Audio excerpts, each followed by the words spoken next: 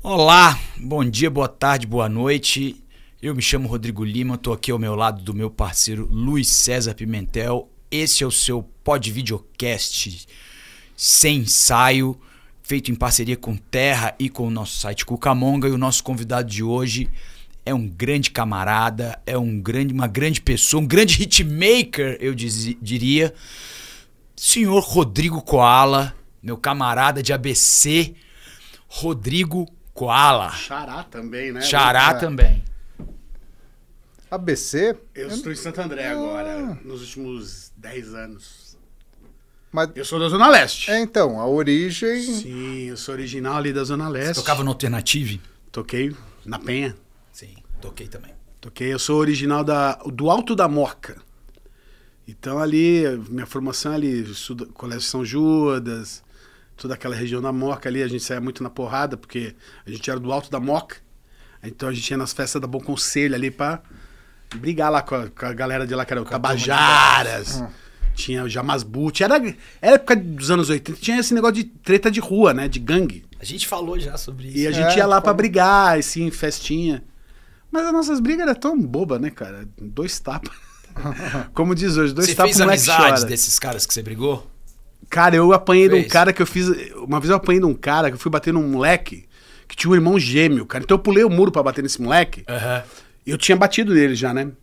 E aí quando eu pulei, eu tomei um soco do mesmo moleque. Eu falei, caramba, eu acabei de bater nele. Acabei de te detonar? Não, era o irmão gêmeo dele. Que eu não sabia que ele tinha um irmão gêmeo, 2 alemãozinhos. E aí tinha um outro cara lá que era bom da porrada, amigo deles. Aí o cara me cobriu na porrada. Sim. E depois a gente ficou muito amigo. Mas esse cara brigava tanto, que batia na irmã, batia no pai, batia na mãe. Falei, caramba, família de brigador, sabe? Sim. Aí... Eu tinha um amigo de infância que era cara, de brigador, família, assim, cara. Eu lembro do dia de Natal, ele trazendo o cunhado pelos cabelos na rua, porque o cunhado tinha batido na irmã. Eu falei, pô, mas todo mundo se bate, cara. E esse cara era bom de briga, cara. Eu vi ele bater uma sequência de 7 caras seguidos, assim. Isso era quando? Ah, 89. Anos 80. Não. Obviamente anos Calma aí, 80, 89 ali, 90. Obviamente anos 80. Então, como você tá... Violência era tipo... Como você é onipresente na cena, parece que você sempre existiu, assim. Quando é que você começou na música? Eu comecei com 14 anos a frequentar já à noite, porque eu já era grande, né? Tinha um certo tamanho e passava batido em algum... Então eu já frequentava o Rose Bombom. Ah, você foi no Rose? Fui no Rose, Foi no cara. Cais também? Fui no Cais. Eu fui também. Toquei no Cais. Você foi no Cais? Foi. Era Eu só não vizinho cheguei ali, a tocar no Rose Bombom. No Rose Bombom eu tinha uma passagem maravilhosa. Eu era bem jovem ainda. Então eu fui no Rose Bombom com outro amigo meu e a mulher da limpeza da casa dele tava lá. Então no final de semana ela era uma gótica. Pode crer. E ele falou, cara, que bizarro a dona, sei lá, Eulália curtindo um Smiths. Então, assim, era a realidade dos anos, final dos 80, 90 ali, sabe? A galera é alternativa, o rock tinha uma efervescência doida que a mulher, tipo, não era do padrão que a gente imagina hoje, sei lá, escutava um funk. No final de semana ela era uma gótica, sabe? Então foi muito legal, assim. Ia no Madame Satã. Cheguei a tocar no Satã, no primeiro Satã, né? Que é aquele da Bela Vista, né? Depois mudou e tal. Acho que ele existe hoje lá na Bela Vista. Eu acho que existe. Voltou, né? Então lá eu cheguei a fazer shows e na entrada já os skinheads ficavam te esperando na porta. Eu já sabia que eu ia ter que me lascar na saída. E eu ia de ônibus carregando o amplificador e a guitarra.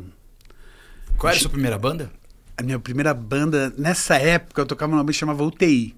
UTI. Que era a última tentativa do indivíduo. Ai, belo nome. A banda pseudo-punk, né? Eu tocava com um cara que era o dono da banda, que era o Rick Regis. Ele era palhaço de festa. Então, os meus primeiros trampos, assim, também, de moleque, era fazer festinha infantil com ele. Então, eu ia lá tomar bicuda de criança pra ganhar 50 pila no final de semana. Às vezes tinha que ir fantasiado de... Que nem a mulher dele era loira, então ela ia de Xuxa. Ele ia de Praga. O Praga era o grande, né? Praga é o grande. E eu ia de Dengue, que ele era grandão. E não, Dengue era o alto. Então ele era de Dengue, eu ia de Praga. Você ia de Tartaruga. E a gente tinha 2 meninas loirinhas lá da região, que eram bem bonitinhas, elas iam de Paquite. Inclusive namorei as 2, que eram amigas. E aí a gente ia de show da Xuxa. E tocava as paradas? Não, a gente só ficava dançando, dublando. Aí eu falava, Eu não tô acreditando, mas ganhava 60 pila numa noite. Fora o que a gente comia, né, meu? Acabava a festa e ia lá pra trás comia pra caraca. Mas tinha que aguentar umas bicudas de criança. Mas aí depois vinha do lado e pegava assim, moleque, é o seguinte. Você me Se liga, hein? quebrar tua cara. Pega, pai. Falei, não, meu, ele caiu, sabe? John, Machucou a canelinha. mas dava bicuda e tal. Mas foi uma época muito engraçada, né? E o Ricardo era um cara que tocou com uma galera das antigas aí, né? Conta um monte de mentira também. Diz que tocou na primeira formação do Ira. Me conta essas histórias até hoje. Acho que conhece uma galera assim, mas acho que não consegue comprovar todas essas coisas, entendeu? É um cara que vive esse lance de acreditar nas coisas que... Mas deve ter feito alguma dessas coisas, deve ter feito de verdade. Conhece muito de rock, então me apresentou muita coisa de punk rock. Ele tinha os discos. E eu acabei entrando pra fazer um som nessa época que era punk rock. A gente gostava de Shank 69. Era punk rock mesmo, em inglês e tal. Punk rock clássico. E eu não cantava, eu só tocava inglês. guitarra. Ele cantava no inglês que ele inventou. Porque quando eu pegava as letras dele pra depois olhar, eu ia... Falei, meu, não quer dizer nada isso aqui, cara. Mas tudo bem, a gente não tava nem aí pra isso, a gente queria tocar. Né? Depois eu tive o Burn, que foi uma outra banda, junto com a Inti que hoje... Queiroz. A Inti Queiroz, que hoje trabalha com política, né? Com parte de cultura e tal. E aí já era uma coisa mais de guitar band, a gente já tinha era um lance mais voltado pra psicodelia ali de Manchester, mas misturado com grunge. Então a gente fazia um Spiral Carpets misturado com Já Mudhoney. tinha grunge. Já era um pré-grunge já. Eu era muito fã do Pinaps, assim, nessa época, né? Que foi a primeira Que grande... é pré-grunge. É pré-grunge. A primeira grande banda alternativa nacional pra mim, que eu vi de verdade. Então que eu acompanhei crescer, que eu vi os primeiros discos, que eu vi se formar uma cena em volta. Foi o Pinaps. Então, assim, eu ficava fascinado de ver o Zé pisar num pedal e de repente o barulho tomar conta do lugar. Falar, meu, eu quero fazer isso. Eu quero ter um pedal desse, uma guitarra, eu quero fazer um barulho desgraçado. E ele tinha um auá também. Eu nunca tinha visto alguém usar um auá só com o intuito de fazer barulho. As pessoas usavam o auá com o intuito de fazer um belo solo, um groove. Não, o auá dele era tipo pra fazer uma serra elétrica. Ambulância, né? Era uma serra elétrica. E era a moda dos sons da época. As bandas faziam muito isso, né? Nos anos 90. E aí no meio desse barulho eu falei, quero ter banda. Aí já tocava mais ou menos, né? Comprei um pedal de distortion e comecei a montar banda. E, inclusive, foi aí que eu conheci a galera do Reitinho, em 94. Eu tava no colégio, eu tava à noite, né? Supletivo, porque já tinha repetido 2 anos e tal. Eu tinha feito uma camisa do Nirvana à mão, pintado, porque não tinha ainda no Brasil. Ou se tinha, eu não me lembro se... Já tinha o Nevermind, provavelmente. Não tinha Não tinha o Nevermind ainda era Bleach. Era pré-Nevermind. Isso foi em 90 e... Não, calma aí. O Nevermind é de... 91. 91. Isso foi em 94. Então já tinha o Nevermind. Já tinha o Nevermind. E aí eu lembro que eu encontrei o Boris. Eu não sei se chegou a conhecer o Boris. Conheci o Boris, Boris claro que tocou sim. com a gente. Tocou com o Supla, tocou com o Borderlines, algumas bandas. E o Boris me falou, tem uns amigos que tem uma banda. E era o Japinha e o Cezinha Santisteban. Eles estavam precisando de um baixista. E eu tava sem banda e tal, nessa época. E eu falei, pô, vou lá ver qual que é. Ele falou, os caras gostam de Nirvana. Eu falei, já tá bom. E aí eu fui e os caras realmente precisavam de um baixista. Não tinha baixo. Aí tinha um vocalista já, que é um amigo meu que chama Marcelo, que acabei apelidando ele de Japão. Inclusive o apelido do Japinha foi eu que dei. Porque no dia que eu cheguei lá tinha um japonês grande e um pequeno. Eu falei, mano, eu não vou decorar o nome de todo mundo. Você é o Japão, você é o Japinha. E o Japinha ficou até hoje. E o Japão também. A galera é o Japão até hoje, mora lá nos Estados Unidos. E ele era o vocal. Ele acabou tendo uma treta lá com o guitarrista, que é o Cezinha, por causa que ele queria usar o Cezinha, ele queria usar um capacete que tinha sido da guerra do avô dele num show. E ele falou, não, vai usar esse capacete. Esse capacete foi das tropas... DSA. Tipo uma coisa assim. Exato, Totenkopf, né? Totenkopf. Aí não podia. E na época eu não entendia. Eu falei, por que estão brigando? Mas o Japão, ele era um cara que estudava sociologia. Era um cara muito político. Até hoje ele é muito político. Embora ele seja da corporação, trabalhe para banco. O que não faz sentido nenhum.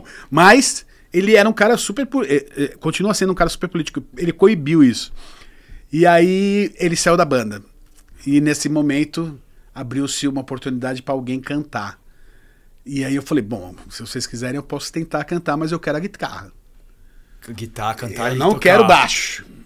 Isso já Reitinho. Não era Reitinho. Não era Reitinho ainda. Essa Tá. tinha um nome horrível, essa banda, chamava Sicknam, que é a freira doente. Ah, Sickness. Sicknam. Quando eu cheguei, eles eram o Columbia Topless. O Cezinha e o Japinha. Eles eram a dupla Columbia Topless. Fazia cover do Kiss. Tal. Eu falei, que porra de Kiss, mano? Porra de Kiss, nada, eu não vou pintar cara nenhuma. Acaba com esse negócio aí. Aqui não vai... aí já cheguei. E você trouxe a influência do indie ali. Eu falei, não. Os pin-ups. Isso, eu falei, não vai tocar isso aqui, não. Eu cheguei lá, os caras estavam fazendo cover, sei lá, Van Halen. Falei, não, para. Não sei tocar esse bagulho. Não, vai tocar Weezer.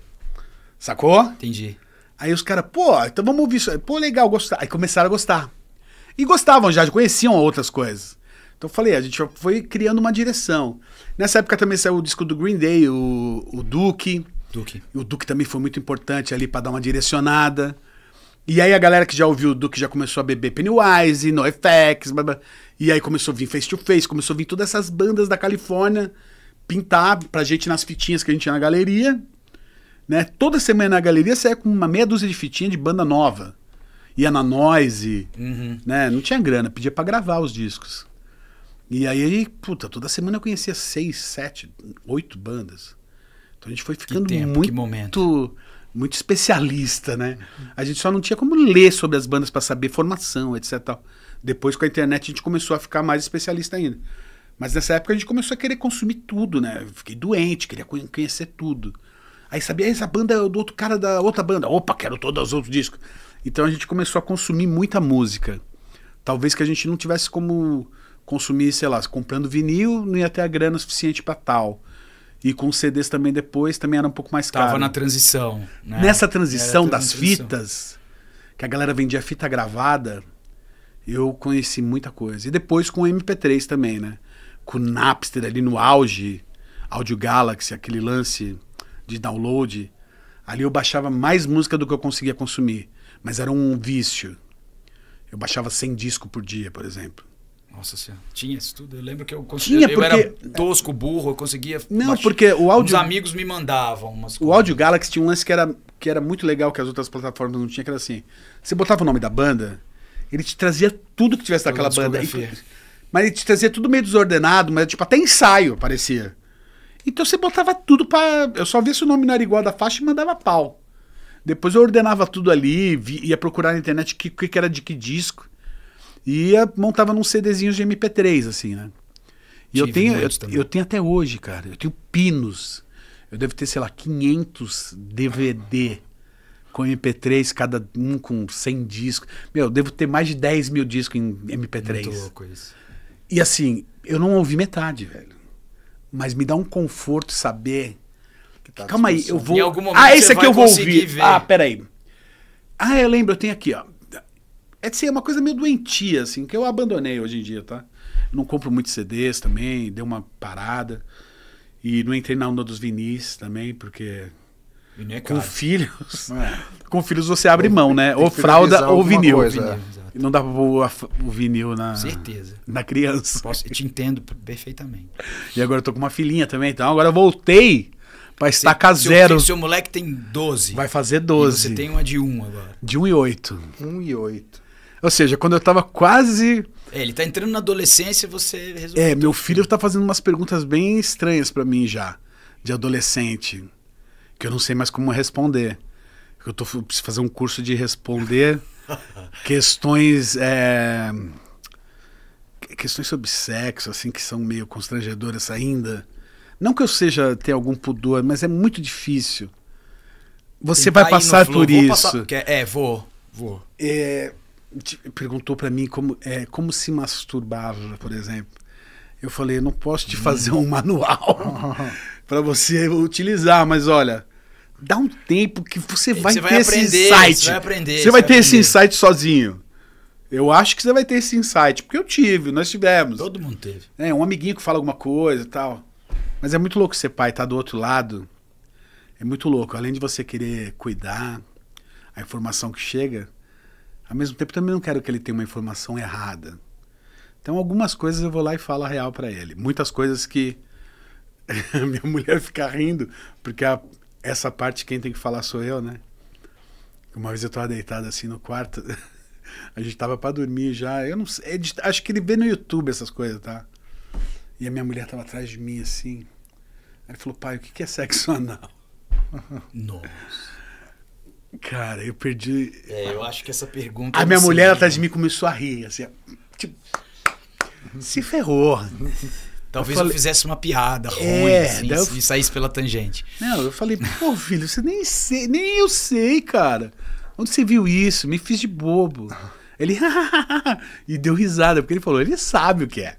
Ele viu algum vídeo, né? Então, nessa hora, ele já tinha uns 10 anos, assim, eu falei, putz, a internet é bizarro, né, cara? Porque ela te abre a porta pra tudo, né? Coisas que você deveria e não deveria também ver. Eu demorei, a gente, da mesma geração... Você é de 73? Eu roubava as revistinhas do meu avô pra olhar, meu. Pra ver um peito, demorei anos numa revista. E 12 anos, ele cresceu num ambiente musical. Você vê a influência? Extremamente, né? Toda a tua carreira. Eu botei meu moleque na aula de 20 bateria. anos. A maior arte que ele fez na aula de bateria foi jogar o celular do professor do segundo andar. Tipo assim, ele começou a tocar We Will Rock You. Eu falei, caraca, vai dar, meu, vai dar certo. Tipo os filhos do Guilherme, do Street. Você já olhou? Sim, não. Os moleques, olha no Instagram, os moleques tocam a música inteira. Arregaça, toca Hot Water Music. Meu, os moleques são da idade do meu filho. Uhum. Mas o Guilherme conseguiu botar os moleques num jeito que os moleques estão tocando muito. Um é guitarra e o outro é batera. Os dois tocam batera. E eu sou um batera frustrado, eu sempre amei bateria. Eu também sou um batera frustrado. Eu acho lindo bateria. Eu falei, moleque, você vai ser baterista. Você vai ser, meu, baterista. Ou jogador de futebol. Vai jogar no São Paulo, sei lá. Demais. Mas não deu, cara. Não deu. Meu moleque gosta de videogame, gosta de programação, gosta de matemática. Ele ganhou já a Olimpíada de Matemática. O negócio dele é número, é matemática, é cerebral, sabe? Ele é autista, então acho que isso também acaba trazendo pra ele essa carga do tem que ser isso, certo? Pensa muito o tempo todo, sabe? Hiperfoco brutal. Ele tá sempre pensando alguma coisa. Eu lembro dele de pivete me cortando, pedia pra eu cortar a tabela periódica pra ele ficar montando na ordem. Era a brincadeira dele. Eu plastifiquei a tabela periódica, eu misturava nele. Aí eu olhava assim, o cara tinha acertado. Aí depois era planeta. Pô, botava os planetas na órbita. Ô pai, você não botou os planetas não. Puta, tinha que fazer os planetas não. E nessa eu ia aprendendo Mini com planetas. ele. Não, planeta não, que é Mac. Tem uns planetas que são considerados planetas anões, né? Então nessa eu fui aprendendo com ele coisas que eu não sabia. Tipo, planeta anão eu não sabia. Nem sabia da existência até um ano atrás. Então, ele foi me abrindo direto ele me traz questões que me fazem pensar, nossa, por que a gente não pensou nisso? Né? Relacionado a estudo. E até coisas interessantes sobre relacionamento. Hoje eles veem casais de homem com homem, mulher com mulher, eles têm uma visão completamente diferente, cara.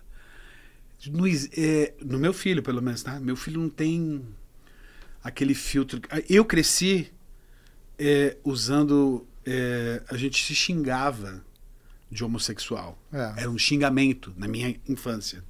Na minha também. Certo? Hoje em dia, eu acho que na classe do meu filho, se você usar esse xingamento, você é tirado da galera. Tipo assim, deixou de ser um xingamento. É tipo, pô, cara, pegou pesado.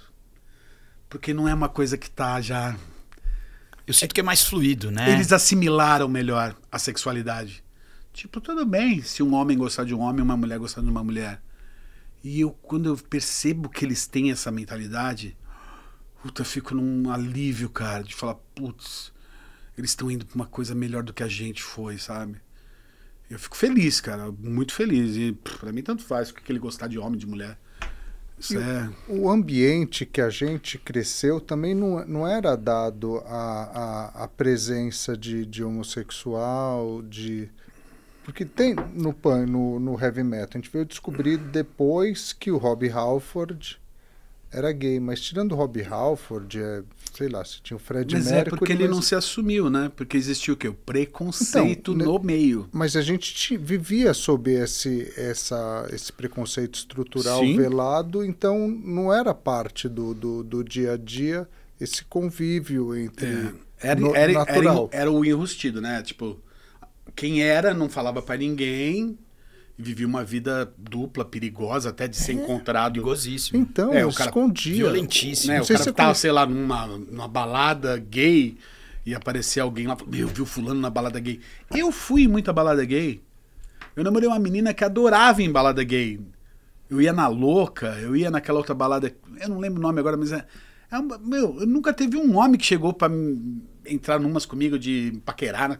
Meu, eu entendi desde cedo que aquilo lá, não, o estereótipo de, sabe, de você ir num bar e um homem dar em cima de você, não é. Eles sabem quem é hétero, de bater o olho, cara. É impossível, assim, sabe? Mas é engraçado. E eram as melhores baladas. Não sei se você conheceu o André Pomba. Sim, claro. Então, o Pomba morreu agora, faz 2, 3 meses, muito pouco teve um tempo. câncer que foi Que rápido. é o cara da louca, né? Ele era o cara Ele que é o idealizou, cara da né? louca, mas a gente cresceu junto, porque ele tinha a banda, o Voodoo, Banda de metal, tocava. Eu cheguei a ver o Voodoo e aí no Dínamo. No Eu Dínamo. vi, ali eu ia no perto de- Dínamo.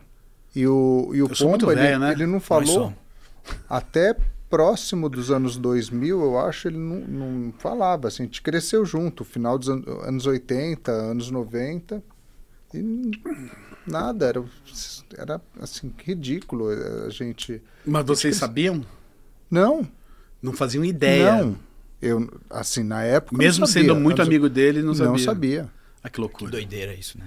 Hoje em dia fica, sei lá. Eu quando eu comecei a ouvir punk, eu já tinha aquela coisa do New York Dolls, do Zig Zig Sputnik e tal. Quando eu comecei a andar de skate, tinha gente no skate punk, que inclusive era de gangue violentíssima, E era gay. e era não assumidamente, não tinha essa coisa de falar, mas a gente já sabia, assim, não precisava explicar muito. E era tinha um cara que fazia mexer, inclusive, porque como, né? E era os mais perigosos, né, cara? E o cara que Porradeiro. fazia mexer e tal, e a gente sabia e tudo mais. Não me fale e a gente também não... Sim. Então a gente, Cada um na sua. na infância, a gente tinha essa coisa do, sua bichinha, seu isso, aquilo outro. Quando eu comecei a andar de skate, eu já me liguei que, não, peraí, aqui eu não posso falar isso, porque tem uma galera que tá comigo ali na gangue E de que é. skate, que é. Ou que pode ser. Entendeu? E aí... O enfim. metal era muito escroto em relação a O isso. metal era bastante, né? E não tinha mulher nos shows, assim. O punk sempre foi um pouco menos, né? Aham. Não que o hardcore não tenha sido Sim. machistaço também, Mas né? o Vamos punk e era um convenhamos. pouco mais libertário, né? Mas você vê até nas imagens punk na Inglaterra, 77, final dos anos 70, muito mais presença feminina do que tinha no metal, assim, uma E coisa... muita coisa de gay rights, tinha já esse lance, a galera Sim, lutando. isso e levou tal. mais tempo pra chegar aqui, né? Agora. Eu o metal responsabilizo era mais- ditadura militar e essa coisa Com ultra certeza. violenta dos anos 80 ali e tal. Da nossa estrutura educacional. Não, infelizmente, eu sou de uma geração que ouvi, para de chorar, que é coisa de menininha. Eu ouvi isso de familiar meu, então assim. Eu ouvi do meu pai, se eu chegasse fudido em casa, Arrumou? apanhava em casa. Arrumou pau? Ou você bota ela pra rua e quebra o cara na porrada, ou vai dormir e fica quieto. Era isso. E porra, quantas vezes eu arrumava pau, tomava... Chegava cagadão em casa e ia, tinha que chegar de voltava lá fininho, e né? tomava outro pau, velho. Não, eu não apanhava do meu pai. Pô, Meu pai não, nunca não. encostou em mim, mas... Uma vez, cara, eu arrumei uma briga Mas lá eu na chegava rua. de fininho pra não mostrar... Eu tinha uma gangue, né? Eu te falei que tinha uma gangue, né, de rua, né? Como era o nome? Ah, era horrível. Fala, bro. Jerusalém. Jerusalém. Tinha uma... East Bank. Por que a gente botou East- esse nome? A gente achou um dinheiro na rua uma vez, que até hoje tá mal explicado. Acho que meu brother roubou do pai dele. A gente foi até a Moca comprar aqueles canivetinhos que faz assim, ó. Ah, o de molinha? Canivete aquele automático. de molinha. Sei. Meu, a gente precisava ter. Tinha no Beat It. A gente tinha assistido, Os caras do Beat It. a gente tinha assistido aquele filme Tough Turf. Tough Turf. Pô, a gente é gangueiro agora. Pá, vamos comprar nossos canivetes. Chegou lá, o dinheiro não deu, comprou 2, 3, sabe? Metade da gangue fosse. Então falou assim, vamos ter que improvisar outras armas. Então assim, pegamos tacos de jogar taco, punha prego, amarrava corrente. E o nosso rolê era dar um rolê na rua ali, arrastando corrente, pra intimidar as outras molecadas. Pô, os outros moleques mó bonzinho. Via aqueles maloqueiros passando e falou assim, meu, lógico que ninguém vai mexer com a gente. E a gente nessa onda, uma vez arrumei uma treta lá com um cara jogando bola, cara. O cara era um negrão gigante, os braços compridos, assim, parecia um langolango, velho. O cara fazia assim, pá, na minha cara. Encostava, chegava e você não chegava. Porra, não conseguia bater no cara, meu. Eu falei, peraí, vou chamar a Jerusa, que era um apelido carinhoso da Jerusalém, né? Desci lá na rua, juntei a galera, falei, meu, aconteceu isso, tomei um pau lá em cima, vamos subir lá. Aí subiu toda a galera da gangue com os canivetes. E o cara também já juntou a gangue dele. Que fase, né? O cara também já juntou a gangue dele. Chegou lá em cima, papo vai, papo vem. Os caras chegaram no nosso... Então é o seguinte, só os dois. Eu falei, mas só os dois de novo? Eu acabei de apanhar!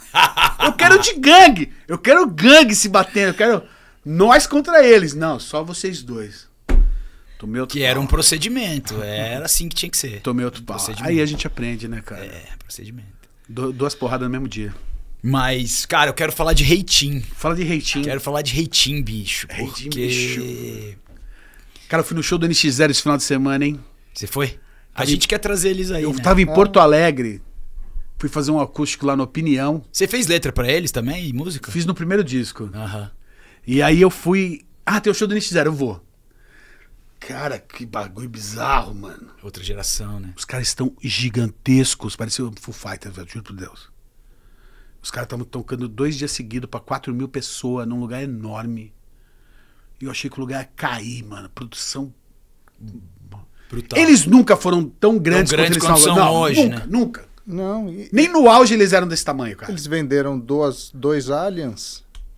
Cara, os moleques tão gigante. Os moleque, né? É pra mim, Que a pra mim gente sempre vai chamava ser eles de moleque, moleque, né? né? Uns meninos de 35, 34 vai...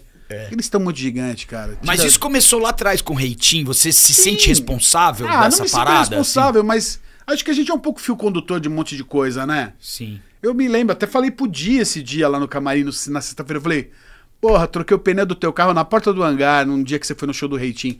Um dia ele foi no show do Reitinho, eu lembro que eu saí, ele tava sozinho lá com o carro, o pneu furado. Eu não sei trocar pneu, Koala. Eu falei, pô, peraí, vamos trocar. Pô, ele foi no meu show, ainda troquei o pneu do cara. Olha como a gente era. Ah, mas isso é Né? legal, Mas cara. olha, não, isso é mó olha, bonito. olha de onde a gente veio, cara. A gente veio de uma cena que era isso, cara. Tipo, não tem... a gente não tinha esse lance de... O que a galera fala hoje, que é tipo, se achar, né?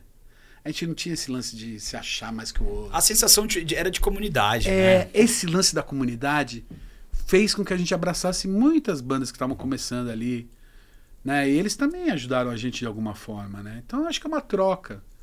Eu me sinto um pouco responsável. Quantos hits?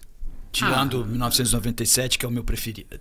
Tem alguns aí na estrada, né? Podia ter tido mais. Engraçado, nos últimos 4 anos pra cá, eu fiz mais de 500 músicas, cara. Que louco. Pra artistas menos conhecidos. Aham. Muitos artistas que estavam começando Música carreira. e letra. Algumas músicas, algumas letras, alguma ajudada, alguma parceria. Então, assim, pintava muito artista que não tinha um repertório legal, precisava melhorar o repertório, e a gente sentava junto. E eu sempre fazia junto com a pessoa, que é pra ela interagir também, né? Pra trazer o dela pra dentro da música, né? Porque se eu for pra minha casa escrever e botar pra você cantar um negócio que você não sente, pode dar uma trave. Então eu falo assim, vamos fazer uma música junto, senta aqui comigo. O que você acha? Aí traz o cara pra dentro do processo. Deixa mais longo? Deixa. Mas é um lance meio psicológico, assim. E eu fiz muita música assim. Trabalhando lá no Midas com o Rick Bonadio. Foi o Rick que te incentivou, te percebeu um grande compositor? O Rick sempre me ajudou muito, sempre me incentivou muito e sempre me ajudou muito também. É um cara que muita gente fala mal, eu entendo, defeitos todos temos, Mas ele é um cara do business da música, ele não é um cara... Ele não é o Marcão do Hangar 110, entendeu? Ele não tá na música só por amor. É um cara do mercado, né, meu? Tem hora que ele tá perdendo dinheiro, ganhando dinheiro, ele tem que tomar uma atitude. E essa atitude vai ferir algumas pessoas ou vai agradar outras, é normal. Eu acho ele muito honesto, assim, nesse sentido, porque ele tiver que falar que ele gosta ou não gosta, ele vai falar na tua cara. E ele sempre me deu uma força, cara. Eu, quando precisei dele, ele me chamou uma época atrás para trabalhar com produção, em 2011. Eu deveria ter ido. Hoje eu me arrependo. Pra ser produtor lá no Midas. Eu falei, pô, não sei girar botão nenhum, né? Não, mas você não precisa saber. Eu quero que você produza. E até aí eu não tava... É diferente, né? E eu não tinha entendido ainda o que era produzir. E na época eu fiquei com medo de assumir a responsa. E falei, não, mas eu poderia ter ido e aprendido esse processo mecânico todo. Depois, eu não tinha entendido o que era produzir, que ele queria dizer. Eu recusei na época. Depois, em 2000... Mais difícil você já entendia, né? Ele queria que eu tirasse o som da minha cabeça e traduzisse pro técnico o que a gente precisava fazer. Como eu ia montar aquela música, etc. Que é o teu bom gosto. Você pega o Rick Rubin, por exemplo, ele não entende nada de música. Eu já vi milhares de entrevistas dele. Ele fala, eu toco pouquíssimos acordes no violão, mas eu sei o que eu quero. As pessoas me pagam para eu ter o bom gosto para eles. Não é para eu ajudá-los a escrever uma música. Eu não vou fazer isso. Eu vou ajudá-los a escolher a melhor coisa. Decidir os melhores instrumentos, melhores partes, melhores músicas. Então, assim, isso eu considero que eu tenho bem forte em mim, sabe? Eu sempre ouço uma coisa que é tendência, antes dela estourar, assim. Eu já lancei vários hits mundiais. Tipo, eu ouvi assim e falei, vai estourar. Puf, estourou. Vários. Pode dar um exemplo? Cranberries, por exemplo. A primeira vez que eu vi Cranberries, eu falei assim, mas vai explodir isso aí. Vai explodir. Essa voz, esse som explodiu. O próprio Nirvana, quando eu ouvi também, eu tive essa sensação que ia ser uma coisa muito grande já no Bleach. Porque no retrô, o Toninho DJ já rolava o Bleach em vinil na pista há muito tempo, cara. A gente ouvia Love Buzz, assim, tipo ali na pista, cara. School. E já era uma coisa assim, meu. Era música que quando tocava no meio das outras, pô, isso aqui é diferente, cara. Sabe? Fazia uma coisa. Vinha um monte de música assim, de repente estava o Nirvana ali. Puta, que coisa diferente, cara. Então, o Green Day também, com o Duke. Eu não conhecia os discos anteriores até o Duke. Mas a primeira vez, o Offspring também, puta. Tudo bem, meio carta marcada? Era, mas a gente ouviu bem antes do que tocou na rádio. Teve aquele primeiro do Offspring. O Smash, não. Não, o Smash é o hit. É o antes. É o da Fogueirinha, tem um antes ainda, que a galera toda ouviu. Eu, pelo menos lá em Vitória, consegui ter acesso a isso, então, muito rápido. E a gente já se ligava, putz, esses discos já eram... E o Kerplunk. Eu ouvi o Kerplunk do Green Day antes do Duke. Então, esses discos davam muito indício. Sabe? O primeiro disco do System of a Down, por exemplo. Você ouve e você fala, ixi, isso aqui vai ser grande. Porque é uma coisa muito estranha. Muito diferente pro mercado. O mercado vai pirar com isso aqui. Então, o Red Hot, por exemplo, eles só foram ficar grandes depois do Blood Sugar, né? Sim. Antes eles eram uma banda meio medíocre, assim, vamos falar a verdade, assim. Normal, assim, né? Tinham as participações nos vídeos de skate e tal. Eu gosto muito do Mother's Milk, cara. Que é o anterior ao Blood Sugar. Então, desculpa. Eu acho que é o Mother's Milk que foi mais... Que deu a explosão, que tem a moça na capa, né? A moça... O seio pra fora. Eu acho que esse é o disco que tem Give It Away, né? Não, Give It Away é do Blood Sugar, Sex Magic. Tá, mas esses dois discos foram os seguidos, né? Foi o Mother's Milk e o Blood Sugar. Sequência. Mas é um bem diferente do outro. Assim. 89 e 91. Esses dois foram... E dos brasileiros, qual? Então, quem que você ouviu, você falou assim... A Sepultura, arrebentou. Né, cara? Sepultura, puta. O Arise do Sepultura, eu falei, mano... A primeira vez que eu ouvi foi... Eu vi pouca coisa do Beneath the Remains. Ele é do metal ali, ele conhece tudo. Então, eu não peguei o Beneath the Remains. Eu vi pouca coisa, mas eu vi o Arise eles apresentando o Arise no Rock in Rio. Aí eu pirei, né, cara? Eu pirei. Ratos de Porão, uma banda que eu sempre ouvi. Então eu tinha... Um dos primeiros vinil que eu comprei de punk foi o Descanse em Paz, do Ratos de Porão. Eu comprei só pra irritar minha mãe. Porque tinha um defunto na capa. Falei, ah, esse aqui tem um defunto na capa. Minha mãe vai odiar. Aí eu fui lá e comprei. Eu cheguei, eu vim em casa e não conseguia entender uma letra, cara. Não entendia nada que estava sendo cantado no disco, cara. Vinil ainda. Aí fui aprender a pegar o encarte e fazer a... Ah, isso aqui? Beleza.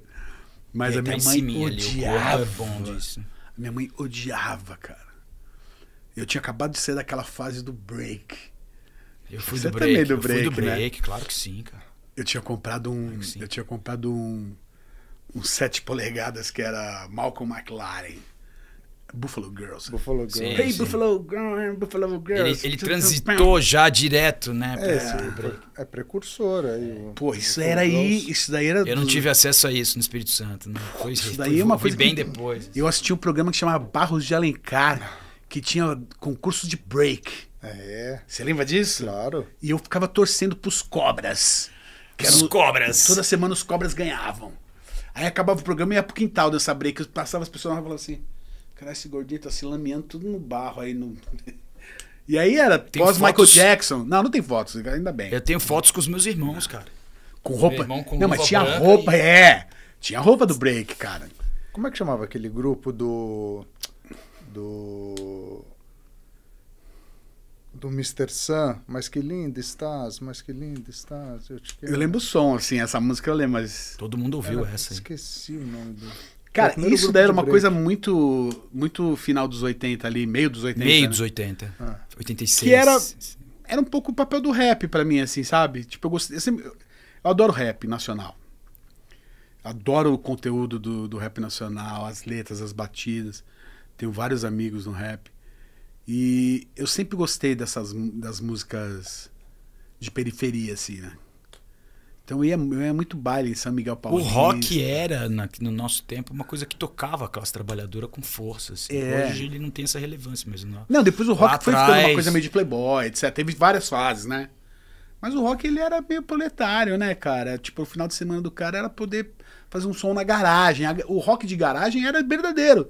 Era porque a gente não tinha onde tocar, tocava na garagem. Eu tive vários ensaios na minha vida que as bandas ensaiavam na garagem. Né? A bateria dentro da garagem, o pai tirava o carro no final de semana e as bandas tocavam na rua. Principalmente em São Paulo, né? Que você tem a turma dos filhos de político em Brasília, você tem o pessoal da praia no Rio. Sim. Em São Paulo era uma coisa mais periferia. Sim. O metal era. Eu acho que Carolina, total. Gangue da Carolina, É, Gangue do ABC. Corsa. Não, no metal tinha ali, na Fofinho, Led Slay. É. Você passava na porta com a camisa do Iron Maiden e os caras falavam, fala o nome dos 3 primeiros discos. O Thiago DJ Não falou, meu disso irmão. na entrevista dele. Não falou, já é. Falou na entrevista dele. O cabelo já voa ali na hora. Então, e você, compositor, Reitinho, como é que nasceu isso? Assim? Então, Só- eu sempre chamei... Você teve essa antena para. Eu sempre chamei a responsa pra mim de compor as paradas. Porque quando eu era moleque, eu ficava em casa, eu tinha um tape deck duplo. Então eu até aprendi a tocar violão assim, né? Eu gravava umas bases, botava pra tocar e ficava tentando solar, gravando por cima da fita. Depois eu ouvia louco. como tinha soado isso. Era uma mixagem, 2 canais ali. Nada mais é que uma mixagem. Né? Era uma mixagem. E aí eu comecei também a fazer letras. Com 13, 14 anos. Que eu ia gravando a microfoninha lá da Caixa, aqueles sei lá, um microfoninho vagabundo. E aí eu tenho muitas dessas fitas guardadas lá na casa da minha mãe. Hoje algumas estão danificadas, não dá pra ouvir direito, mas outro dia ouvindo, eu falei, como eu era pueril, assim, é uma coisa inocente, né? Mas já dava indício de que eu gostava de escrever. Então eu escrevia geralmente coisas sobre o cotidiano, do que eu estava vivendo aqui naquele momento, etc. Que gostava da menininha ali debaixo da rua. Sempre tinha alguma questão, né, do dia a dia, da vida, né? Só que o Reitinho começou cantando em inglês. Né? Eu tinha feito cursos de inglês, tive uma educação legal, me formei, etc. Então, o Japinha dava aula de inglês, podia revisar as letras, então, vamos nessa. Mesmo assim, a gente escrevia um monte de coisa errada. E era um jeito de copiar os nossos ídolos, né? Porque eu ouvia basicamente 90% de música americana e inglesa, então, como copiar a sonoridade do meu ídolo, mas na língua pôr brasileira? Não fazia sentido para mim, até ali. Eu comecei a escrever muito inglês. A gente gravou 3 discos em inglês.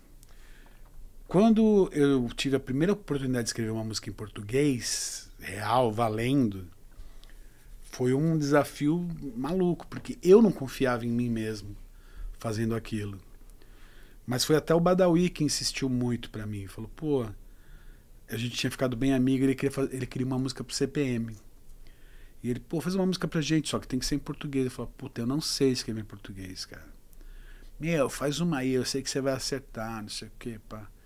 E eu fiz uma música que chama Não Sei Viver Sem Ter Você. Gravei hit, né? Que é hit. Foi a minha primeira música em português. Gravei em casa no violão, bem mais grave, minha voz é bem mais grave que a dele. E mandei despretensiosamente, assim, num CDzinho, né? E ele falou, mano, pirado na música. Vai entrar. Eu falei, mano, até aí pra mim isso não queria dizer nada. Que vai entrar ou se não vai entrar. Eu trabalhava do mesmo jeito, tocava de final de semana. Nessa época eu já tocava só de quinta-feira quase, porque o Japinha já estava no CPM. Então a gente por muitos anos ficou sendo uma banda de quinta-feira. Porque o CPM tocava de sexta a domingo. Então se você olhasse quinta-feira em São Paulo, tinha show do Rei Jim. Sempre, né? Quinta-feira era nossa. No Armagedon, ou naquela outra balada que tinha ali na Augusta. Nessas baladas todas aí de São Paulo. Era uma banda de quinta. Então, puta, e era legal as quinta-feira, cara. Aí eu fiz essa música aí. Deu super certo. Não ia ser single. Não era pra ter sido single. Tanto que o single desse disco não foi ela. Eu não me lembro qual foi. Acho que era a Regina Let's Go. É do primeiro ali, depois da demo? Acho que é do Regina Let's Go. Uhum. Distribuí esse álbum lá no Espírito Santo. Só que o Badawi falou pra mim, cara, a galera no show é a música que os caras mais cantam. E me mandavam uns vídeos. Então eles faziam aquela versão que eles param e a galera fica cantando sozinha. E era um absurdo. Então acho que a letra bateu na cabeça da molecada. Que esse é um lance que é muito forte. Que a gente que escreve umas paradas que a molecada se identifica, quando a gente ouve eles cantando, é diferente de Obladi Obladá. Não desmerecendo. O Obladi Obladá é sonoro, mas não tem a mensagem. Assim, se a mensagem tem, é uma outra. A mensagem, por exemplo, do Dead Fish, do Reitinho, do CPM, é muito é pra você, ó, que tá aí, ó. O moleque tá ouvindo, é pra você essa mensagem. Então o moleque sabe que é pra ele. A menina, tal, que tá no show, ele se sente representado pelaquela mensagem. Ou tá passando por alguma coisa parecida do que aquela letra tá dizendo, ou sente aquilo, ou acredita naquilo. Entendeu? Você não vai ver uma pessoa que não acredita nos ideais do que é cantado no show do Dead Fish no show do Dead Fish. Se estiver, vai ser que nem os caras que vai no show do Roger Waters e reclama que ele fala de política. Entendeu? É a mesma coisa. Olha, isso acontece, hein? Mas esse tipo de coisa, no tipo de música que eu faço, que é uma música de sentimento, né? Que a base da música que eu faço são sentimentos, né?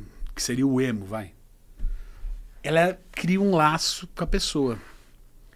Então você pega assim, essa geração de 2005, isso é muito louco, 2005, 2006, quando a gente lançou Procedimentos de Emergência, que é o disco que tem em 1997, um monte de marmanjos.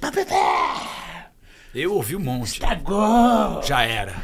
Já era essa Já banda. era. Agora é em português, eu não quero mais saber. Hoje, esse cara nos 40 e todo vai no show chorando. É o mesmo cara e fala pra mim, eu odiei você lá atrás, mas hoje esse bagulho me pega, porque o cara viveu o suficiente pra entender a letra. Viveu o suficiente pra entender o contexto. Às vezes a pessoa não tá preparada pra ouvir aquilo, não é tua hora. Às vezes não é tua hora, porra. Às vezes não é tua hora de conhecer o Pink Floyd, por exemplo, que é uma banda que tem gente que odeia. Eu acho maravilhosa. Pode ser que eu tivesse ouvido numa outra hora que não era legal e não ia gostar. Se eu tivesse Existem momentos mesmo. Existe momento pra você conhecer uma banda. Tem banda que passa pela gente batida porque a gente não tava no momento certo, cara. Então, é muito louco isso, cara. Eu entrei por causa do CPM, entre aspas. Eu estava pra formar uma banda em português, que era eu, o Fabrício e o Daniel do NX0. A gente começou os primeiros ensaios, eu ia montar essa banda em português, já tinha até um nome, eu queria que chamasse Enduro. E aí a gente começou a fazer... Por causa do videogame? Não, sério? Depois eu não sei se tem alguma banda que chama Enduro Não até sei hoje, também, mas é um não nome sei. bom. Aí a gente assinou e o NX0 assinou. Porque assim, quando a gente assinou, foi muito inesperado. Quando o Rick me ligou, eu tava no trabalho. Ele tava tendo uma reunião com o CPM, depois da história que eu fiquei sabendo.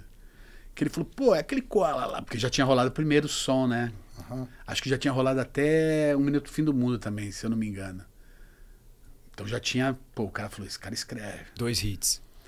Ele falou, aquele Koala. Falou pro Japinha, tá lá trabalhando isso aqui. Pô, dá o telefone dele aí, vamos ligar pra ele. E eu fiquei sabendo que a história foi essa. E ele realmente me ligou. Da primeira vez que ele me ligou, eu falei assim, nem fudendo que você. Desliguei. Porque não botei fé, cara, o cara. Aí ele ligou de novo. Não, é o Rick, meu. Pô, falou, mano, desculpa, velho. O que foi? Não tô acreditando que tá rolando. Pô, o Japinha falou que você tem umas músicas em português. Eu tinha. Eu tinha aquele disco Procedimentos de Emergência quase inteiro pronto já. Porque eu ia pro trabalho com o caderno aberto, dirigindo e escrevendo. Isso era bizarro. Eu ia escrevendo, cara, o disco inteiro. Eu escrevi o disco inteiro indo e voltando pro trabalho. E aí ele falou, pô, eu queria ouvir. Eu falei, é quando? Ele falou, se puder agora. Eu falei, agora, mano? Tô sem violão. Ele falou, vem aí que tem violão aqui. Não falta violão aqui, Eu falei, né? cara, agora, mano, tipo, depois do almoço, cara. Pô, peguei o carro e fui lá, cara. A primeira música que eu toquei foi em 1997. Ele nem deixou eu terminar de tocar. Eu vou gravar. É essa. Eu sei que ali também teve um lance pessoal dele, tá? Por isso que eu te falo. Ele tava passando por um momento ali que eu acho que fez a diferença o tipo de música que rolou. Né? Ele tava vivendo a separação dele ali e tal. Então acho que aquelas músicas falaram coisa pra ele que ele... Ele não sabia também o que era o emo, né? Ele tinha acabado de pegar o CPM ali, tava começando a entender tudo aquilo. E aí ele até me perguntou, me lembro que quando a gente já tava lá dentro, ele gravou uns pianos numa faixa, acho que é Voltar ao Normal, que ficou bem bonito e tal. E essa música ele gostava muito também. E aí ele me perguntou uma banda, pô, me fala uma banda aí da galera, que é muito legal. Eu falei, NX0 tá bombando. Eu acho que ele já tinha um certo contato para poder... Já devia estar no radar dele essa banda e tal. Mas eu me sinto um pouco parte de ter falado essa dica pra ele. Né? Falar, fui eu que ajudei um pouquinho. Acho que ajudou um pouquinho. E aí, ajudei me ferrando, né? Porque a partir do momento que o NX0 entrou lá, entrou a Fresno também, né?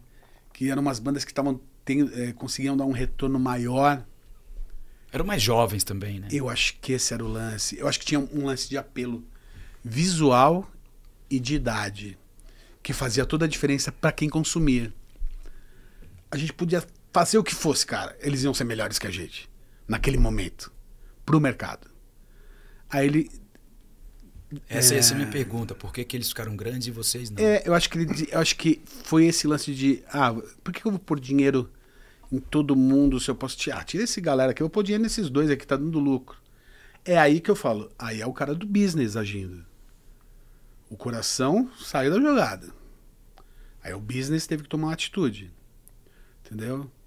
Aí se você perguntar pra mim por que eu acho que eles conseguiram e a gente não, um dos motivos talvez seja a idade, eles serem bonitos, mais bonitos, porque a gente é bem derrubado, né? Você é bonito, cara. Eu sou um velho bonito, mas agora, né? Deus. Agora depois de muito... Passei base e tal. Sim. Mas o que eu quero dizer, era o lance do timing. Tudo tem timing, tudo tem... Tudo, cara. O CPM teve o timing, eu tava lá, eu vi o tempo certo e exato. Um dia o CPM fazia show pra 200, no outro pra 300, no outro pra 3.000. Tipo, foi assim, ó, pá! Eu tive um show, a gente tinha um show no Hangar 110 que o CPM ia abrir pra gente. Era Polara, era do Reitinho primeiro, Again em segundo, Again. CPM em terceiro e uma banda chamada Smalls. Os Smalls. Eram 4 bandas. Conheço. E o Polara não tocou nesse dia? Tocou. Quem era do Polara mesmo? O Carlinhos. Carlos tá. Dias. O Carlinhos, o Fê, né? O Fê era do Polara. Sato. O Fê Eu acho que o Fê, não sei se o Fê era do Polara, acho que não. Fernando Sanches. Ele foi do Reitinho, né? Foi. O Fê foi do Again, né? E do Again. O Fê foi do Again. Não, era Again, não era Polara, era Again esse show. Tá. Era Again.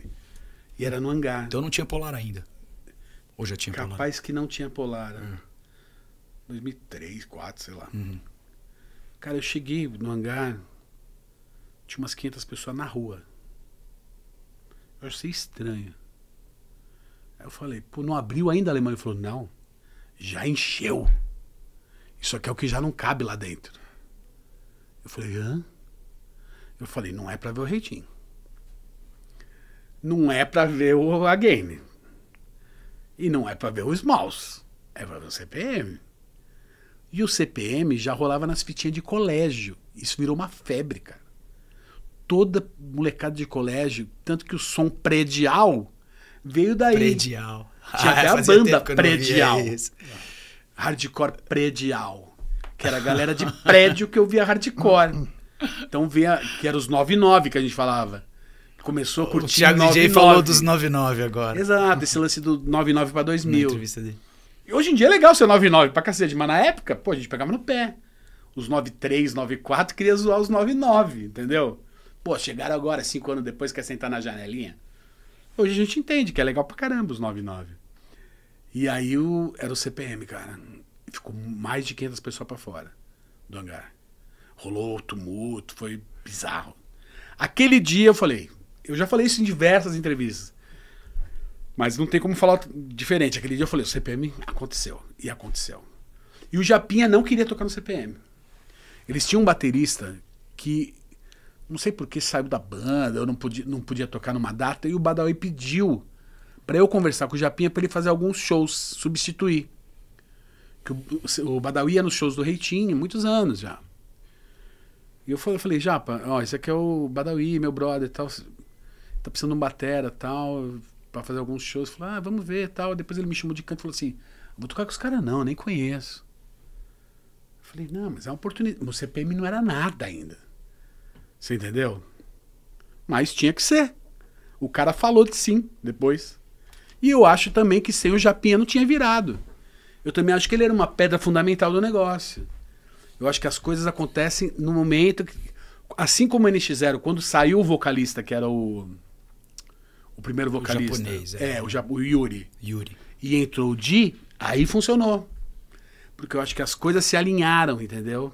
O Yuri é engraçado, ele é um baita talento, né? Um puta compositor. Depois ele fez o Granada, né? Sim, fez o Granada. Ele participou do Glória também. Do Glória, ele tocou no Glória. Depois teve o Voe, que foi junto com o Fabrício. Que era uma onda mais rock and roll, experimentalzão, assim. Mas são vários momentos, assim, né? Um cara que tá sempre pintando no projeto, assim. Mas, infelizmente, ele tá sempre fora dos melhores momentos dos projetos.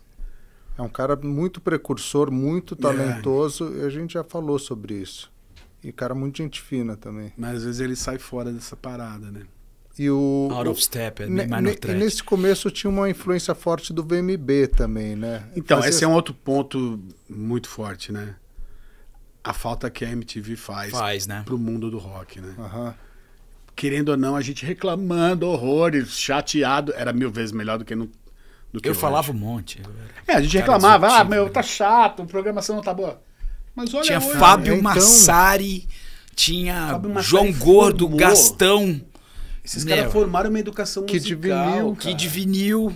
Sabe, eu tava de madrugada assistindo MTV e tava lá o Fábio Massari, diretamente de Minneapolis, são eles, o Buffalo Luiz Tom. Thunderbird. E eu, caramba, conheci o Buffalo Tom. Pô, Super Chunk. Bandas que eu jamais ia conhecer, bandas que hoje coisas eu amo. Que ficaram em paralelo ali, Ted Ted, que é de Seattle. O próprio Seaweed. Eu conheci Seaweed, eu não conheci Seaweed nas fitinhas. Eu conheci vendo o clipe. Bicicleta. Exato. O Sunny Day Real Estate passou nos 120 minutos. Então, assim, é muita coisa, cara, a MTV trouxe. E a gente perdeu muito com o final da MTV. Principalmente as bandas. Porque o quê? A gente tinha um lançamento, a gente ia na MTV, a gente era recebido de primeira. Qualquer clipe que a gente levava lá, passava no mesmo dia. A gente já tinha um bom relacionamento. Tanto vocês quanto a gente. A gente chegou num tempo diferente ali. Né? A gente chegou num tempo diferente. Acho que você tava... Como você era de São Paulo... Mas vocês chegaram super bem, as coisas começaram a andar rápido. Deck, né? Já era diferente. Já começaram a andar rápido. Eu participei do primeiro VMB. A gente participou da categoria Democlip, cara. Democlip, eu lembro. Quando a gente cantava em inglês. Eu tava gravando um disco no Bebop, que era o nosso primeiro disco, que era pra ter sido lançado por uma gravadora grande, e a gravadora largou a gente na mão na última hora. E a gente fez tudo por conta, a gente tava gravando com o RH Jackson, que era o produtor na época que tava fazendo o disco do Ira, e já tinha feito Ratos de Porão, tinha feito, pô, uma galera, assim, sabe? Bebop que gravou um monte de disco. Bebop que era caro. Vendemos um carro pra pagar esse disco. Porque o disco ia ser pago pela gravadora, a gravadora abandonou a gente lá. Inclusive com o produtor. E a gente teve que pagar o produtor também. E nos intervalos do disco do Ira, que ele tava fazendo no estúdio 1, ele gravava o Hidrofobia com a gente, que era o nosso disco de estreia no estúdio 2. Então, depois a gente ficou com a dívida astronômica, tá? Mas eu lembro que a gente tava gravando lá e chegou um convite do VMB, que era um bolo de chocolate. O convite era um bolo e tinha um convite enfiado no bolo, assim. Chegou lá pra gente. Que demais. E eu nunca vou esquecer, tipo assim, porque muitos anos a gente não foi convidado para o VMB. Existia isso também, né? E depois começou a existir uma corrida atrás dos ingressos do VMB, que era uma loucura. Então, assim, o departamento de relações artísticas... Ana Butler. Às vezes limava algumas pessoas para levar outras. Então, se sua banda não estava concorrendo e nem era muito, sei lá, não estava muito em alta, aquele ano você não ia, a não ser que você desse uma carteirada com alguém, entendeu? E o Fabrício trabalhava na MTV e nem assim eu conseguia ir. E eu muitas vezes não fui no VMB porque não tinha convite. E eu me sinto parte da formação da MTV, porque, poxa, naquele primeiro ano que eles estavam no Brasil, eu construí videoclipe para eles passarem. Porque eles tinham que passar uma certa quantidade de material nacional. A gente foi uma das primeiras bandas a fazer videoclipe no Brasil. Desses, assim, pra passar na MTV, né? Com uma certa qualidade. As bandas faziam qualquer coisa, né? Gravar CD também, tipo, na nossa cena também. Fizemos uma coletânea juntamos uma galera pra fazer uma coletânea, chamava Make Your Choice, a gente pegou banda do Brasil inteiro, eu sabe? tenho essa coletânea. Então, assim, era um trabalho do it yourself lascado, não tinha internet, cara, era mandar carta, esperar o desgraçado responder. Vou participar, não vou participar. Tô aqui, os caras mandavam dinheiro camuflado na carta. Eu lembro disso. Os caras mandavam dinheiro camuflado pra comprar um CD. A gente anunciava em Zine. Mande dinheiro camuflado, R$5, vai. Aí abria as cartas e falava, pô, 5, vamos mandar um disco. Aí ela copiava a fitinha na hora pro cara, no tape. Pô, isso era muito da hora, velho. Que momento. Vários momentos, cara. Que demais. Koala, a gente podia ficar aqui o resto da tarde, foi né? rolando. A gente podia ficar muito tempo aqui. Esgotou. Obrigado demais por aceitar aí o convite. Tava ótimo aqui a pinguinha. Sensacional. A pinga tava boa, né? Muito boa. Esse alambique é maneiro. E, enfim, se tiver alguma consideração final, alguma coisa, naquela câmera. Galera, prazer estar aqui, meu. Adoro vocês. Foi um prazer bater esse papo, sair de casa, pegar um trânsito lascado. Fiquem ligados aí que vocês gostam de Reitinho. Fica ligado na nossa agenda, que tá no Instagram, que é /ReitinhoOficial. Que existe, aí tá tocando. Sim, e faz turnê. Tá. A gente só tá um pouco parado porque a gente trocou de baterista agora. Eu tô compondo um álbum novo. E lembre que Reitinho é com um T e 2 Es. Tá? Não faça como muita gente escreve com 2 T, que fica feio pra você. E horrível pra gente. E um beijo pra todos vocês. Valeu, meu garoto. Até já. Você estava ou está ainda no Sem Ensaio. Muito obrigado a presença de todos vocês e até breve. Um abraço.